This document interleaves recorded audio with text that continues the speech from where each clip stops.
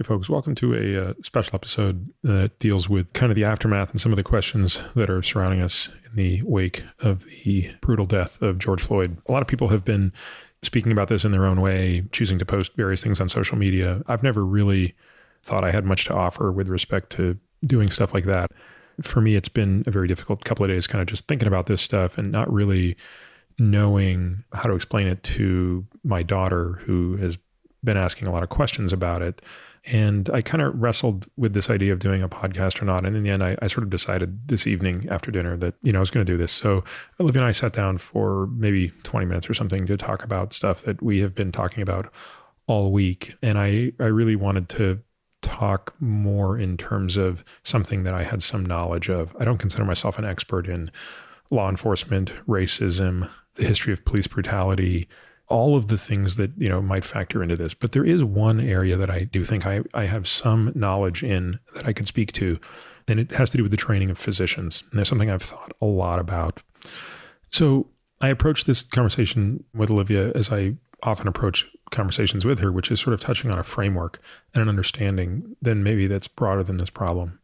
As with all podcasts, of course, I can't address all things, and that's more true in this podcast than probably any podcast I'll ever produce. But I do talk about one very particular way that I think about what's going on, and perhaps more importantly, how we can start to get a handle on it. This podcast might not be for you. If it doesn't resonate with you, I apologize. But I think that for some folks, especially folks with kids who are struggling to kind of explain to them what's going on, perhaps you'll find this helpful. Hi, Olivia. Thanks for sitting down to talk for a few minutes tonight. Yeah. So there's been a lot going on for the last few days, and I know you're in the middle of finals, and I know that if that weren't enough, you've got a quarantine going on that you're probably kind of at your wit's end with. But tell me a little bit about how you feel about the last few days and how you've heard about it and what you and your friends are talking about. At first, I was seeing it on everyone's Instagram, Justice for George, and I was confused. I was like, what is that? And then I started looking it up, and I was like, whoa, this just happened? And then I started reading articles about it to see what happened. And this is the first time that I've actually heard about something like this that's happened recently. Because the only ever times I've heard about it is when I was younger and I don't remember it. But everyone that I text is sending like Black Lives Matter, and they're all doing different color fists. And I think that's great that they're noticing what's happening. And I just don't understand how this could happen. Because would people judge you about the color of your eyes? Like, what's the difference with skin color? I mean, it's a very complicated question, Olivia, and it goes back hundreds of years. And you know how the other day we were talking about all the different things in school that I'm really looking forward to you learning in greater detail? Mm-hmm. Well, one of those things is history. And I don't think you've yet really fully understood the history of how Black people came to this country and what terms that was under, and what conditions of racism produced it and allowed it to continue for literally hundreds of years.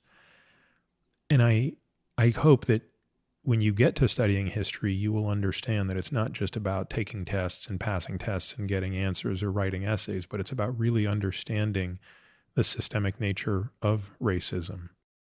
I want to tell you an interesting story that I've never told you before. I don't think I've ever told Mom this story either. So I kind of have slightly different skin color, right?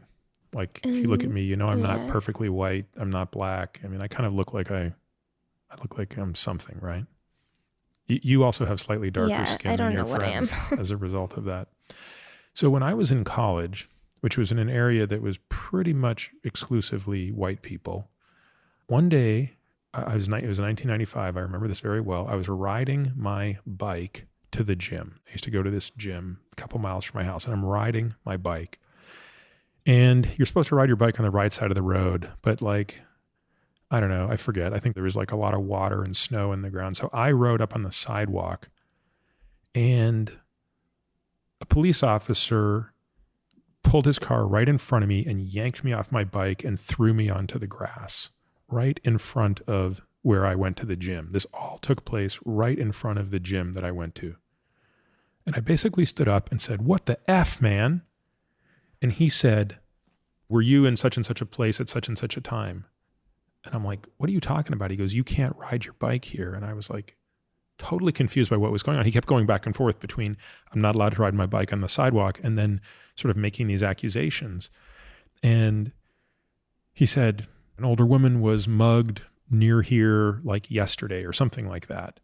And it was really clear at that point what he was basically saying, which was, you did this and I can't prove it, but that's my suspicion. I don't like the way you look. And the fact that you're riding your bike on a sidewalk where you shouldn't be riding it is my chance to make that case. Eventually, a whole bunch of people came out from the gym, apparently including somebody who was kind of related to him. It was a small town that I went to college in, and he basically let me walk away.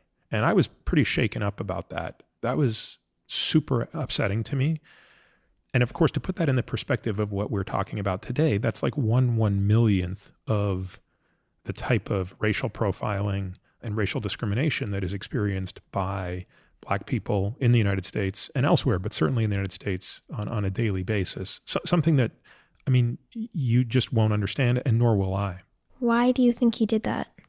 I think it's a combination of factors. In my example, I think certainly racism played a role. I don't believe that he would have done that to anybody else necessarily. But I also think in that case, there was some indication that, he legitimately felt like, hey, this is a kid who's riding on the wrong side of the road or up on the sidewalk, and, he shouldn't be. And oh, by the way, I have a reason of suspicion that there's some bad apple somewhere out here, and this is what I'm going to do. And it's hard to imagine that times 1,000. And that's what's going on in the case of someone like George Floyd or any one of the other people whose names we don't know. Remember, the reason we know about this, Olivia, is it's caught on video. Yeah, there can be so many other people just like this that we don't know about. Well, that's exactly right. And you have to think about, imagine an era when you didn't have cell phones that we could capture anything and everything by video. How many times do you think this has already happened? Probably more than we can count. Yeah, you would need scientific notation to count the number of times this has happened. So when I was reading the article where I started to learn about this, so when George Floyd was in the deli and he gave a check that people thought was fake, I saw a comment in the article that said, one time I went to Home Depot and I used a fake $20 bill and they knew it was fake and they gave it back to me and let me just walk out because I was white. Yeah, there's absolutely no question that a white person and a Black person has a completely different interaction with, frankly, law enforcement, the criminal justice system, all of these things. I'm glad to see how much this is upsetting you. It's good to see that this is upsetting to you. As much as I hate to see a kid upset, it should upset you. It should upset you greatly. Well, why do you think that police officers do this? I mean, the only difference is that some people have darker skin, some people have lighter skin. Why does that make them more likely to get killed or hurt? I mean, it comes down to racism. This is what we call systemic racism. And so the real question is, why is it tolerated in the police force? Yeah, shouldn't there be some sort of, I don't know how to put this, but like a test to see if you're not racist before they let you on to be a police officer? Because it's not fair that innocent people are getting killed because of this. Yeah, I mean, I've been thinking about this a lot, Olivia.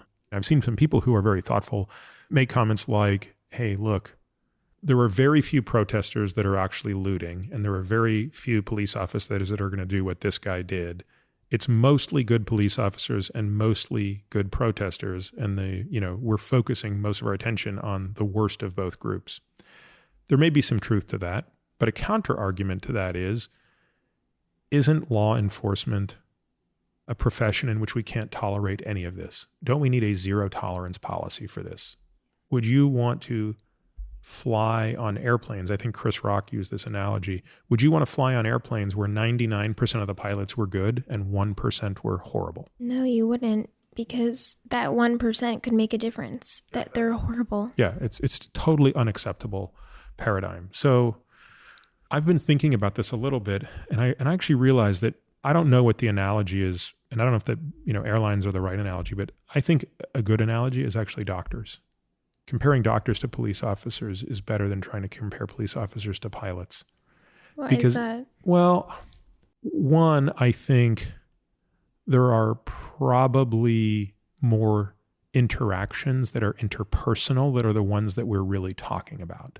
I think that's probably the most different thing. When you talk about a pilot being ethical or not ethical, moral or amoral, and of course, by the way, there are examples of pilots that have done very bad things. There are pilots that have crashed airplanes deliberately, but the frequency of that is so incredibly low. But in medicine, there really are some bad doctors out there. And I don't mean bad doctors that aren't smart. I mean doctors that do horrible things, that abuse patients. There's a very famous doctor. He was the doctor of the U.S. gymnastics team, and he abused many of the gymnasts. I mean, these are despicable doctors. And so I wonder if that's a better analogy. And in medicine, there are basically 3 types of mistakes you can make. And I think of this as a very important way to think about how you train people. There are technical mistakes. There are judgment mistakes. There are normative mistakes. Do any of those words mean anything to you? Normative mistakes, that can mean like mistakes that you don't mean to cause? No, actually, that's not what normative is. So let me explain what these are. So a technical mistake is, like if you think about surgery, which is the easiest place to explain it, a technical error is you mean to do something, but you make a mistake. You cut too much, you cut too little, you poke too much, you poke too little. The patient is hurt as a result of a technical error that you make. I've made many technical errors in my residency when I was training. I remember once doing an operation on a patient and I cut the bile duct by accident, when I didn't mean to doing an operation. Do we forgive people who make those kinds of mistakes? Yeah, because they didn't want to do that. That's true, but there's a bigger and a more important point there. We forgive them provided what? They have to own the mistake immediately. They can never try to cover it up. They can't deny it. They have to own up to their mistake and not hide the fact that they made a mistake about that. That's right. The other condition to that is you must learn from your mistakes and not make the same mistakes over and over again. So if I cut the bile duct every single week, well, that would be a problem, right? If I'm putting a central line in a patient, which is a special IV that goes into their neck, and I constantly poke their lung, which causes a huge catastrophe of problems, and even if I admit to it every time but never get better, that is a problem. That's also not helpful. Even if you do admit it, that's still not going to make it better. At some point you just have to decide maybe you're not technically capable of doing this job. So that's a technical error. Then there's an error of judgment. Judgment errors are a little harder to understand, but it basically says, should I or should I not operate on this patient now? Should I or should I not change this medication now? Should I or should I not admit this patient to the hospital now, or send this patient home, or call in another doctor to help consult with this? Now, again, you can make lots of mistakes with respect to judgment. Are they forgivable? They can be, as long as you own up to what you did. And you don't repeat them. Okay, now enter normative errors. Normative errors are the third class of error in training physicians. These are errors of character. This is when you lie about something. Let me give you examples that I witnessed firsthand. You go in to see a patient in the emergency room who comes in with an infection, and you give them an antibiotic. You don't ask them if they're allergic to the antibiotic. They have an allergic reaction to the antibiotic. You go back and change the form where it says, what was their allergy to the antibiotic? And you write in, oh, they had a penicillin allergy, even though you didn't ask them. Seems like a little error, doesn't it? No. Why? Why isn't that just a little error? Because when you lie about something that you did like that, that just makes it worse.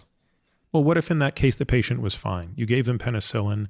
They had an allergy to the penicillin. You gave them the appropriate, Benadryl or epinephrine or whatever they needed to not die from it, and they're totally fine. But you went back and you changed your form. That's still not right. Why is it not right? Well, you have to live with the fact that you did that, and you could have hurt them if you didn't know how to fix it. That's true, and there's an even deeper issue, which is people who consistently make those kinds of mistakes, or frankly make those kinds of mistakes at all, will go on to make bigger and bigger they won't and learn bigger. From it. That's right. They make bigger and bigger versions of those mistakes. And so a good training system in medicine is one that fosters and encourages open and honest discussion of technical errors and judgment errors, but it immediately identifies normative errors and kicks those people out of programs. And not just kicks those people out of programs, kicks those people out of medicine.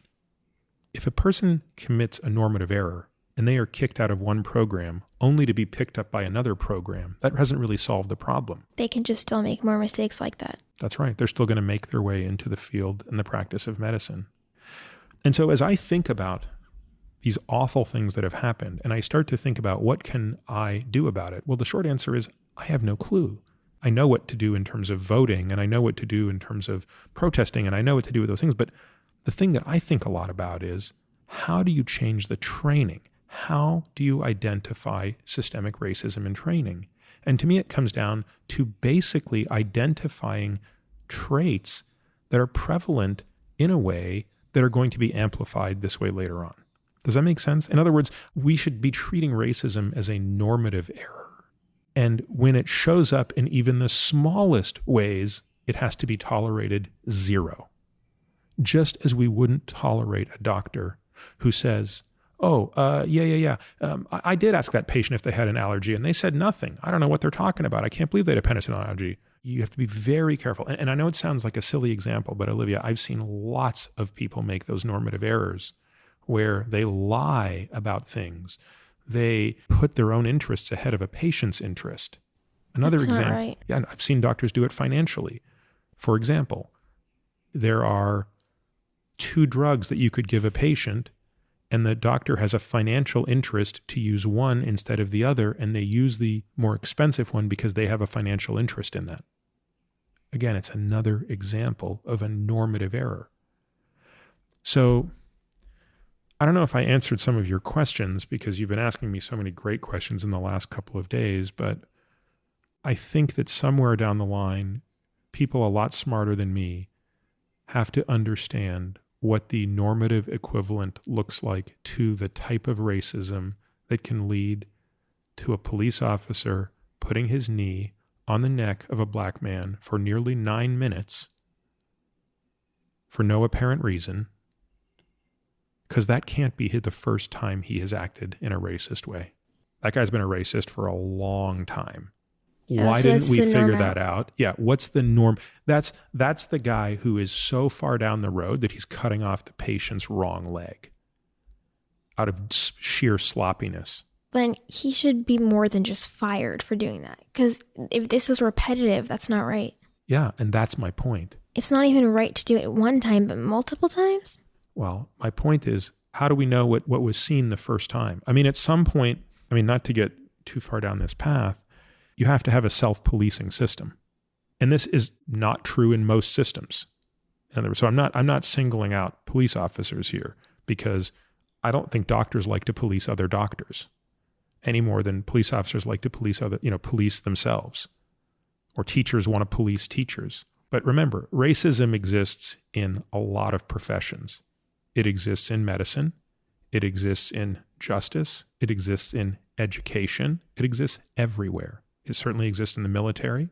It's just the stakes are so high in law enforcement that's why we're seeing it the way we're seeing it here. And I think the point I want to make tonight as we sit here and try to make sense of this is, I hope that there's a way that we can take this idea of normative errors as a tool that we can use to identify people who are making mistakes that are acceptable because they can be learned from and improved upon, versus unacceptable mistakes, and quickly getting those people out of the system. It's one thing to say we may never completely eradicate racism. It's quite another thing to say we're going to tolerate racist police officers. You see the difference? The stakes are much higher. The biggest question is, what can we even do about this? There is probably one of the best videos I've seen going around on this. I'm going to show it to you later today. It's by this rapper and activist, Killer Mike.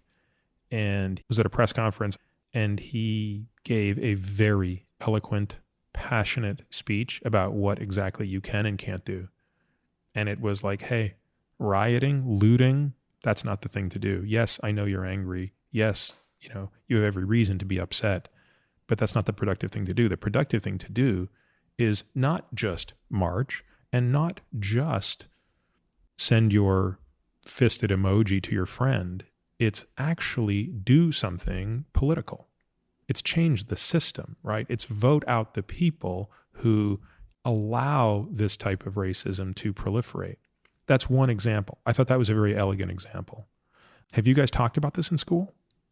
Like actually formally in any of your classes? For some reason, teachers don't talk about politics like this in school. But I wish they did because I want to know more about it. That's so crazy to me. Your teachers have not said anything about this? No. What do you guys think about that? As students, do you talk about it amongst yourselves and say, why are they not saying anything? Yeah, all these group chats in my grade are blowing up right now, but the teachers don't really do anything. Well, I don't know what to say about that, but I'm glad that you and I get to talk about it. Yeah. Thank you. All right, well, thanks for making time to sit down tonight. I know you got to get back to studying. Bye. Thank you for listening to this week's episode of The Drive. This podcast is for general informational purposes only and does not constitute the practice of medicine, nursing, or other professional healthcare services, including the giving of medical advice. No doctor-patient relationship is formed. The use of this information and the materials linked to this podcast is at the user's own risk. The content on this podcast is not intended to be a substitute for professional medical advice, diagnosis, or treatment. Users should not disregard or delay in obtaining medical advice from any medical condition they have, and they should seek the assistance of their healthcare professionals for any such conditions. Finally, I take conflicts of interest very seriously. For all of my disclosures and the companies I invest in or advise, please visit peterattiamd.com/about, where I keep an up-to-date and active list of such companies.